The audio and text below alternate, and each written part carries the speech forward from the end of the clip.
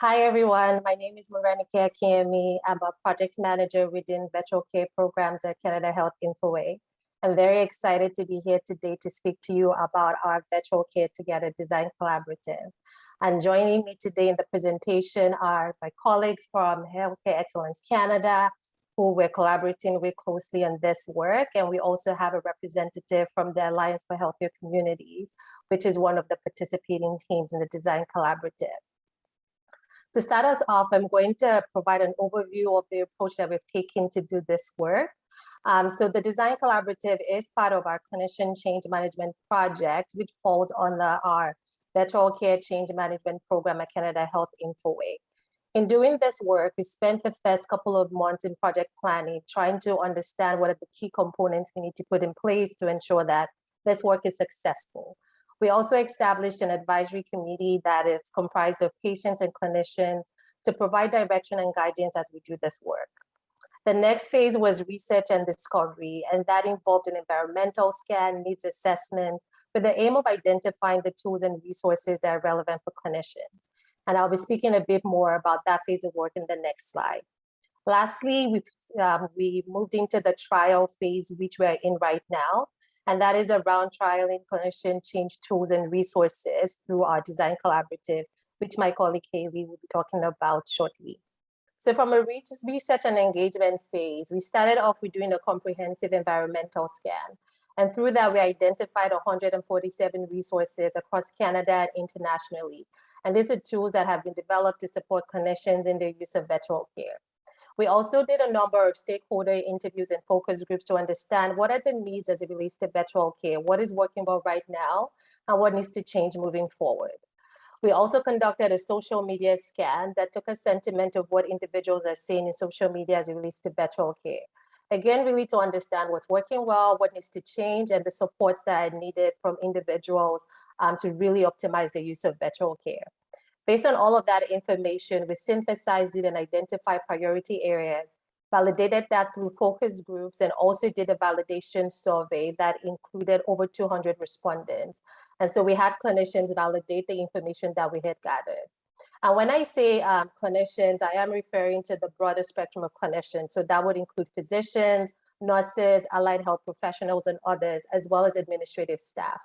And you can see from the map the regions that contributed in one shape or form in helping inform the tools and resources that we have identified. Taking all of that information from the research phase, we identified 3 priority areas that clinicians are needing support in. And the first one is around the appropriate use of virtual care. That is helping clinicians determine when is the best time to use virtual care, taking into consideration their capabilities, but also understanding the patient's need and capabilities and their care requirements. Secondly, it was around the quality and safe virtual care interactions. And so what this is supporting clinicians in really optimizing that patient-clinician relationship in the virtual setting, understanding that it is different from when you're seeing a patient face-to-face. And so those are resources around website manner, how do you build relationships virtually, and how do you make assessments in a virtual setting. And lastly, the last category is around the use and optimization of virtual care services. And what that means is needing resources and tools around determining what are the right solutions to use given the context of the clinician. How do you embed those solutions into the clinical workflow?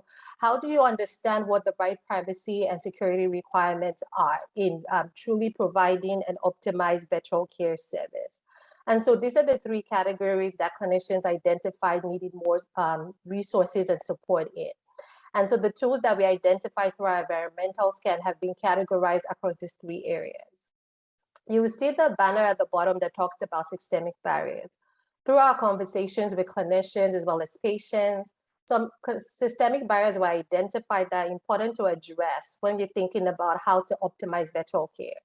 And while some of those are not particularly in scope for this work, we are starting to look at it and understanding how we can support some of those so that virtual care is more of a mainstay.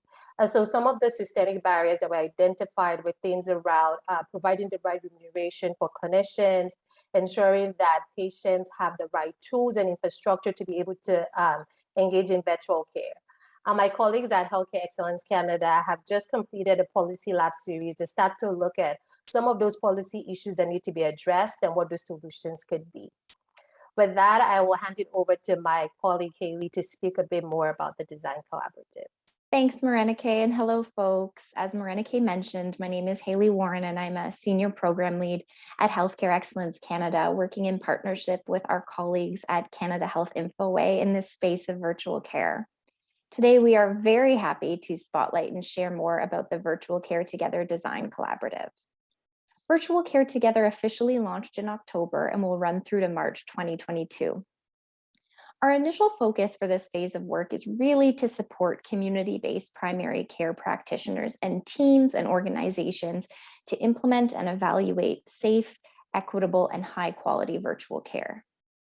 One of our main objectives and pieces of this work with the collaborative teams is really going to be trialing the preliminary clinician change toolkit that focuses on those main areas that Morenike mentioned, and to really work to gather learnings to identify gaps for supports that are needed in virtual care across the country.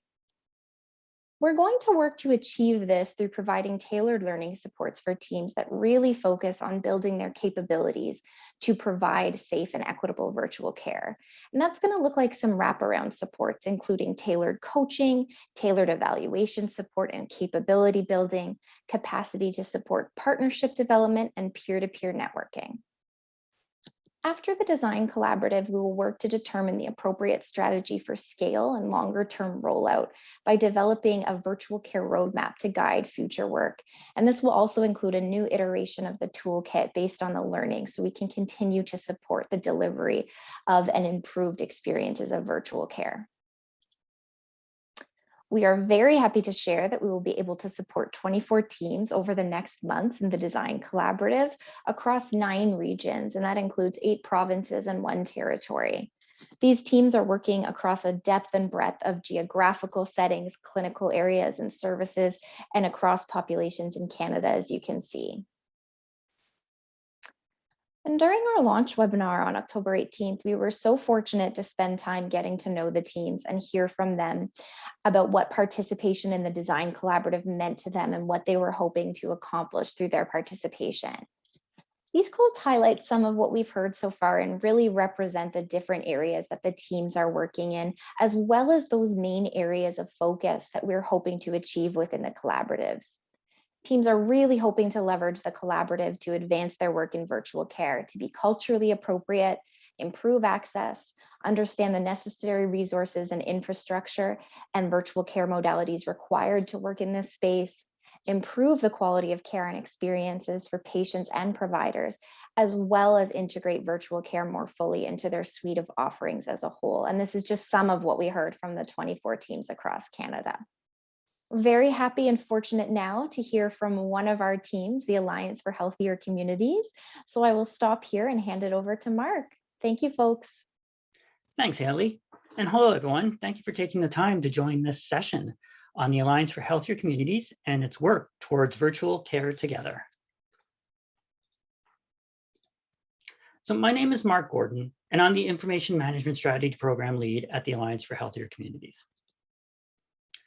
For today's session, we're really going to focus on 3 items, and it really comes down to who is the Alliance, our current state of virtual care, and how this design collaborative will help benefit our member organizations.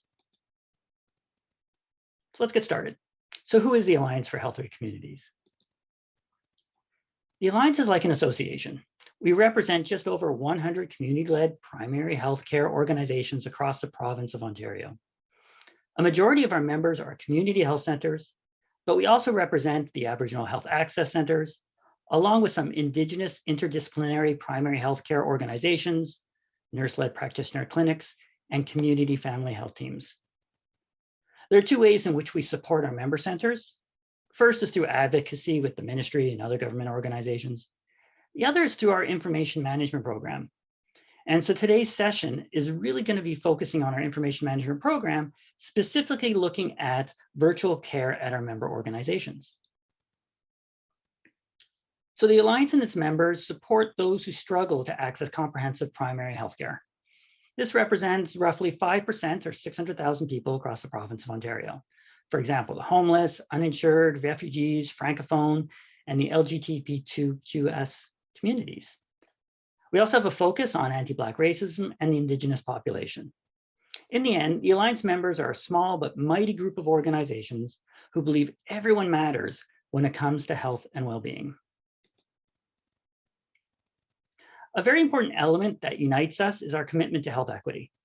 So in 2011, the Alliance adopted the Health Equity Charter, something that makes us unique within the broader healthcare system. It outlines all the ways the Alliance members will recognize and confront barriers to health equity and the way we will take action within the broader communities. This commitment drives Alliance's work in so many ways. And so if you're interested in more information, please visit our website. There are a number of ways in which the Alliance members differ from the rest of primary care in Ontario, and it's these differences that have enabled us to use virtual care and allowed it to thrive. So firstly, most of our members are part of the salaried model of care. So this means everyone, including the doctors and the nurses, are on salary.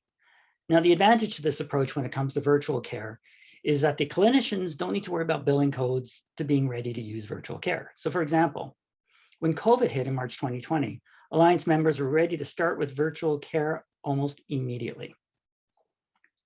Next, the organizations are team-based, which means the doctors are not necessarily the leaders of the team. They are active participants who look at the overall health and well-being of the individual and provide equal input on what is required to keep the client healthy.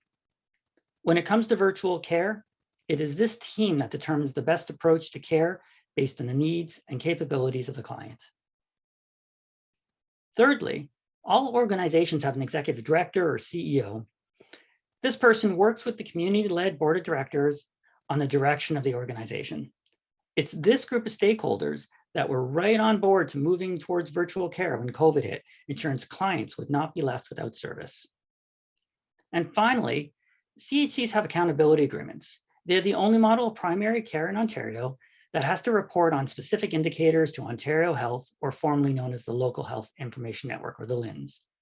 Having accountability agreements makes it easier for clinicians to document virtual care in a standardized format because they do this stuff already. It's something that's part of their day-to-day work.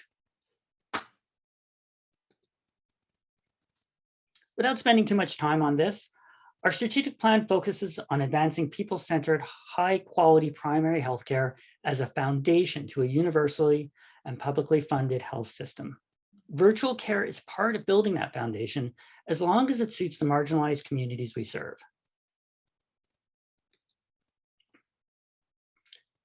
So one final slide I'd like to show you about our organization is our information management strategy. The 4 key pillars of the strategy, which are on the top right in the green bubble, were originally designed as system pillars, which is get electronic, share your data, promote collaboration, to improve the health and well-being of everyone in Ontario. But in reality, we're finding this fits with virtual care too. Get your clients using virtual care, that's getting electronic. Sharing your data, provide the client access to their health information along with other documents to help their well-being. Promote collaboration, providing providers and clients the ability to collaborate asynchronously to ensure progress is being made on their conditions. And ultimately improve the health and well-being for all, which is the goal of any primary care organization. So in spring 2021, the Alliance embarked on a research study to learn more about the challenges and opportunities with the shift towards virtual care. We all know virtual care existed prior to COVID, but it wasn't until the pandemic that really pushed it forward. So the study involved 36 community health centers with 36 providers, and we were able to speak to 31 clients. We were trying to get a holistic view of how our centers were doing when it comes to virtual care.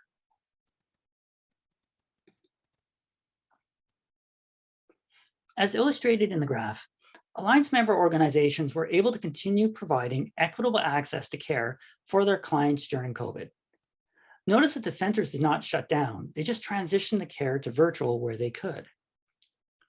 It's interesting to note that the distribution of appointment modalities was nearly identical for all populations, regardless of geography or socioeconomic status. So the graph in front of you demonstrates this, but similar patterns are seen across all groups.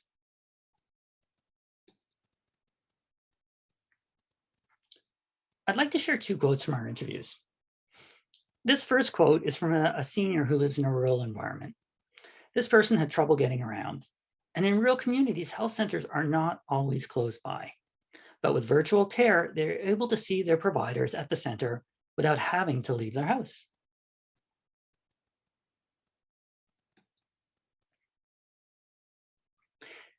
This next quote really highlights the challenges for service workers with children. It's hard for them to take time off work. They may have to travel by public transit or by car for an hour or more to get to an appointment that may last 15 or 20 minutes, and then do it all over again to get home. There's an economic cost to the individual as they're not working and need to pay for the cost of transportation or daycare. And there's also a cost to their health and well-being by having to commute all this time for such a short appointment. By giving the person flexibility in how they want to manage their care, they can reduce other stresses, such as finding a way to get to their appointment.